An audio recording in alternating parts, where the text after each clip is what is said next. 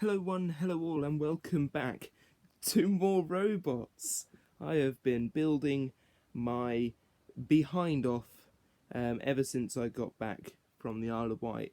I've made a few updates, I've made a few robots, and by a few, I mean 8. One I made on the Isle of Wight, and then 1, 2, 3, 4, 5, 6 I built like between coming home and now, and one I built beforehand. I've also got 3 updates which I shall show you first, and obviously the first one is finally Aftershock is now done, dusted, it spins properly, it's got a tooth on it that seems to be nice and sturdy and rock hard and nicely sanded. Not going to paint it, I just can't be bothered, and I think it looks quite cool like that. At least like this I can see when it comes off. That is Aftershock done, and oh god, I am so pleased it's finally done. Secondly, this is just a small update. The Cherub, I gave it longer lifting things, partially for practicality of it, you know, making an impact, partially because I couldn't actually get my fingers underneath to work the damn things. So that's Cherub, and lastly Pinky 2, and I can't remember whether I've shown Pinky 2 on camera. Pinky 2 is the update to Pinky and the Brain that will appear at some point later down the line, probably. But this is Pinky 2, so the update I actually made was on the flipper. The flipper used to be like one of these on top of the other one with some weird stuff going on. It wasn't sturdy at all. I've made it more sturdy. It's got some supports and things underneath, and it works pretty well. I'm very pleased with Pinky 2.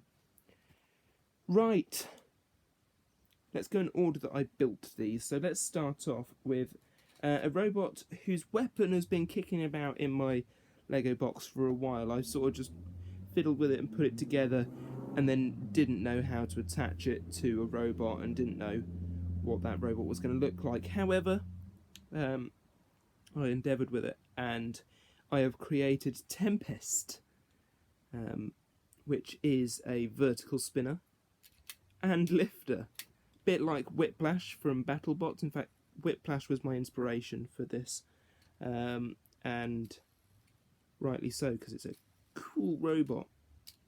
And rumour has it, they'll be going up against Tombstone at some point in the new series. I want to do a video about the new series of BattleBots because it's been just fantastic. It really has. Right, while I was on the Isle of Wight, I got myself a Lego kit, and I built a new version of a robot I've not had before, but it's a new look version of Big Nipper.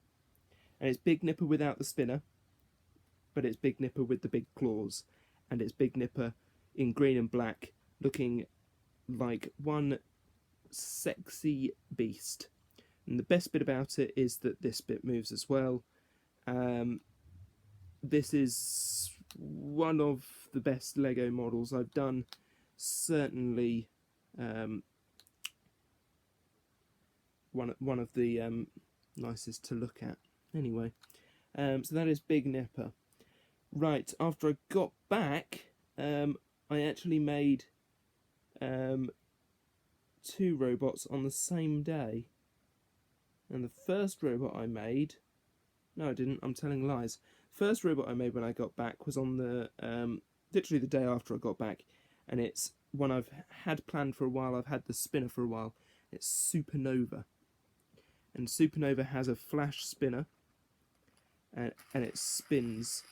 Now I'm going to put a build instruction sheet on the Jevwood page for this, as well as links to get the wheels and to get the spinner, both on eBay. I won't be doing a how to build because it took enough hours to do it the first time round, and it's something I don't want to have to repeat unless it gets absolutely destroyed at some point, which I hope doesn't happen. But yeah, I'm very happy with Supernova, and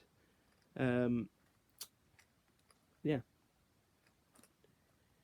Right, we now move on to a Lego robot, and it's actually a Mark II to a previous robot. It is Parasite Mark II, completely different to the original Parasite, whereas the original had two claws. This one has a flipper and an axe. So yeah, that is Parasite 2. It's all right. Anyway, right then, on the same day, in fact in the evening, I then built another cardboard model. It's another one I've had planned for a while. It was going to be a spinner that's sort of angled like Expulsion, sort of like that coming towards you. But then I decided that was a faff and it wouldn't look proper and it wouldn't do what I wanted it to. So I went for vertical spinner instead because I haven't got many of them. And it is Whirlpool. And it's a bit of a big old thing. It's got plastic armour here protecting its wires and things on the inside. I've gone to that detail. Obviously the spinner moves. And it's a pretty nice one. And it's one you've probably seen before, but it's got 3 of those. It does get a bit stuck sometimes. On the back it's got a wedge to deflect those nasty spinners. It's also got a pretty decent wedge here. The spinner is a bit high up. I didn't mean it to be that high up, but that's Whirlpool for you. And obviously working wheels underneath. Right, following day, I've been watching somebody on YouTube I probably should have been watching a while ago, and it's Anderson9132, the Robot Wars guru, and he does a series called Robot Wars Rebirth Armageddon. At the minute it was just Rebirth back in the day, but he's got a fantastic tracked machine called Atlas. It took me a minute to think what it was called there.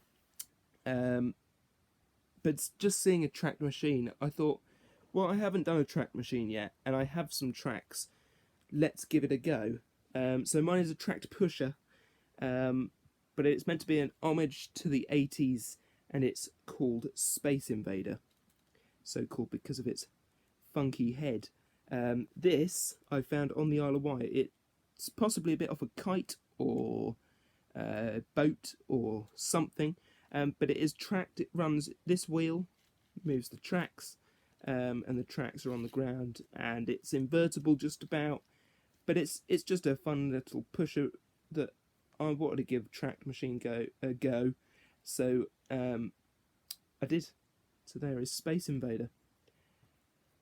Last two, we have first of all, what would happen if Razor and Warhead and Spectre got mashed together? Well, you'd probably get something that looks like this.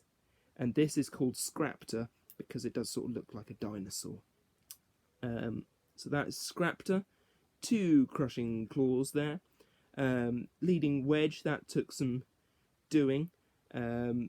The rest is completely Lego Technic. The wires is just as an added detail, or that's the hydraulic line. It does come up to there. It does come down to through that, just for fun. And also it's got these bits here from a really old Lego set that I had that help itself right, but they also look pretty good like that. Bit of something different. So that's Scraptor. Very happy with how this one looks. Overall design is fantastic and it works really well as well. So yeah, one of the best crushers I've made. Lastly, something completely different. It's another pusher, but not as we know it, Jim. This is called Snake Bite, because it has a snake there, and because of what it does. It has a secret weapon. Tap, tap on my nose. Secret weapon. And I could show you what it is, and I will. So Snakebite has an extending, ramming front end, which is really cool looking, like that. So yeah, that is Snakebite, and that's your lot for this time. So thank you for watching. No updates on the Grand Slam because no. Anyway, thanks for watching. I shall see you next time for more from Robot Wars. I actually have something a little bit special planned to show you of some more robots that I've got in the last month or so, and you've seen what they are already. It's the Hex Bugs in something I like to call the Clusterbot Challenge. So look forward to that. I enjoyed filming it. It's just something a little bit fun. So yeah, that's it. Thanks for watching. I shall see you later.